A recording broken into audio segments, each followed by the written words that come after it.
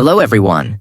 Today, I have an amazing story for you. It's not just for your listening practice, but also to inspire you. The story is called Nothing is Free, and it will show you that hard work and determination can change lives. There was a young man named Leo, 20 years old, living in a small, quiet town surrounded by mountains. Leo had big dreams. He wanted to own a chain of restaurants and become a successful entrepreneur, but life wasn't easy for him. Leo's family was struggling financially. His father, Mark, was a mechanic, and his mother, Claire, cleaned houses to make ends meet. Leo's younger sister, Sophie, was just 10 and looked up to him as her hero. One cold evening, Leo sat outside his small house, staring at the stars. He whispered to himself, "I want to give my family a better life, but how do I start when we barely have enough to survive?" The next day, Leo shared his dreams with his father. Mark sighed and said, "Leo, dreams are not free. If you want something, you have to fight for it. Start with what you have, even if it's small." Leo thought deeply about his father's words. Then,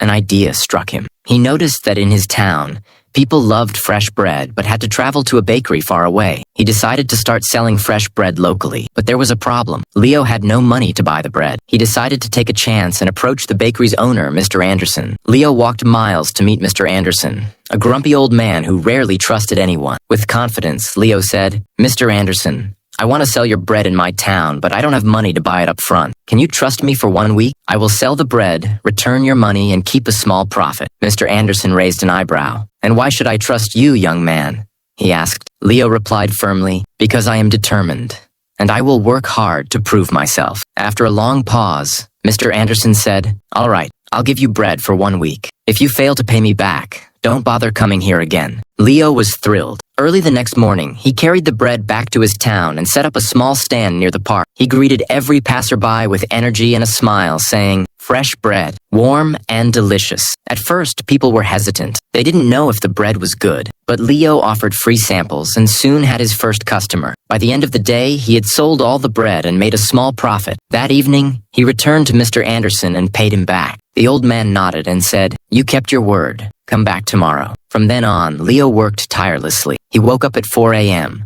walked to the bakery, carried bread to his town, and sold it with passion. After 2 months, he had saved enough money to buy a small cart, making it easier to transport more bread. One day, a customer suggested, "Leo, why don't you bake your own bread? You're good at selling, but if you bake, you'll make more profit." This idea excited Leo, but it also scared him. He had never baked anything in his life. This was the moment where Leo realized nothing is free. Not success, not knowledge, not growth. If I want to succeed, I must take risks and learn. Leo couldn't stop thinking about the idea of baking his own bread. If he could bake, he wouldn't have to rely on Mr. Anderson, and his profit would grow. But there was one big problem. He didn't know how to bake. Leo decided to ask Mr. Anderson for help. The next morning, after delivering his payment, Leo said, "Mr. Anderson, can you teach me how to bake?" The old man frowned. "Why should I teach you? If you bake, you won't buy from me anymore. That's bad for my business." Leo looked at him and said, "You're right, but I won't forget the man who gave me my first chance. If I succeed, I'll make sure to help your bakery too."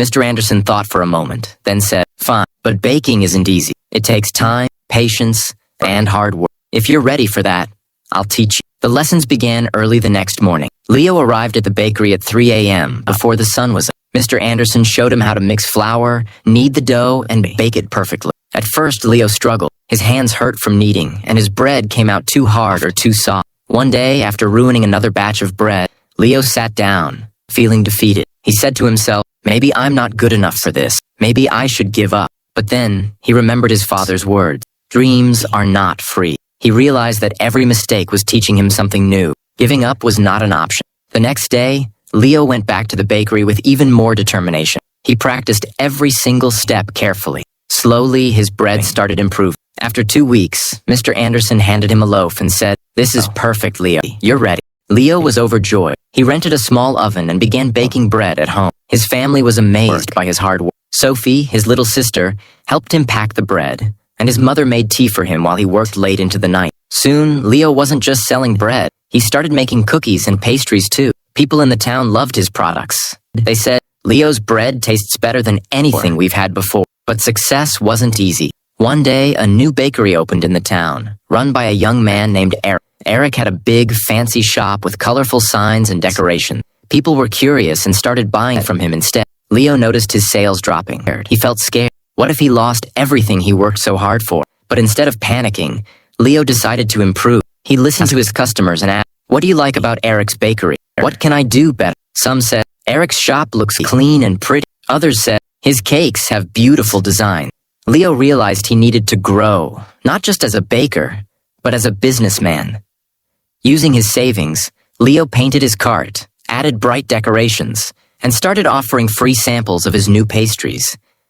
He even learned how to decorate cakes by watching videos in the library. Slowly, customers returned to him. One evening, an elderly woman came to Leo and said, "I've seen many young men give up when times get hard, but you didn't. That's why we trust you." Her words filled Leo with pride. Months passed, and Leo's business grew. He saved enough money to rent a small shop.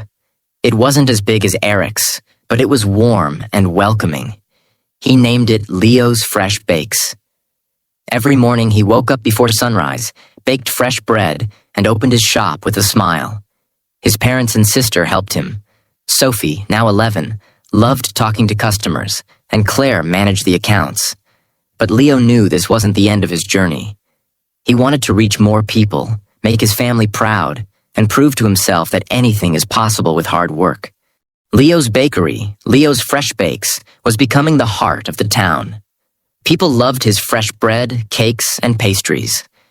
Business was growing, and his family was proud of him. But life wasn't done testing Leo. One stormy night, as Leo was closing his shop, he noticed smoke coming from the bakery. He rushed inside and saw that a small fire had started near the oven. He quickly grabbed water and managed to stop the flames, but much of his equipment was damaged. The next morning, when the townspeople heard about the fire, they came to check on him. Some said, "Oh no, what will Leo do now?" Others whispered, "Maybe this is the end for him." Leo felt heartbroken but not defeated. He stood outside his bakery and said, "This is just a challenge. I've faced struggles before, and I will face this too. I won't give up." He took a deep breath and began making a plan. He calculated how much money he had saved and realized it wasn't enough to replace all the equipment. For a moment, fear crept in. But Leo remembered his journey, how he started with nothing but a dream and hard work. Instead of sitting and worrying, Leo asked for help. He approached Mr. Anderson, who had retired, and said, "Sir, I need advice. What would you do if you were me?" Mr. Anderson smiled and said, "Leo, you already know the answer. You've taught yourself that nothing is free. Work harder, believe in yourself, and people will believe in you too." Inspired, Leo decided to rebuild. He didn't wait for someone to rescue him. He started baking at home again with the little equipment he had left. He told his customers, "I won't let you down. I'll keep serving you, even if it's just a small amount for now." The townspeople admired his courage. Many of them started helping him. Some donated ingredients, others gave small amounts of money, and a few offered their time to help him clean and repair the bakery. Leo realized something important. When you work hard and never give up, people notice. They want to help someone who helps themselves. After months of hard work, Leo reopened his bakery. It was better than ever. He painted the walls, added new decorations, and even introduced new items like cupcakes and muffins. His customers were overjoyed. On the day of the grand reopening, the town's mayor came and said, "Leo, you are a true inspiration. You've shown us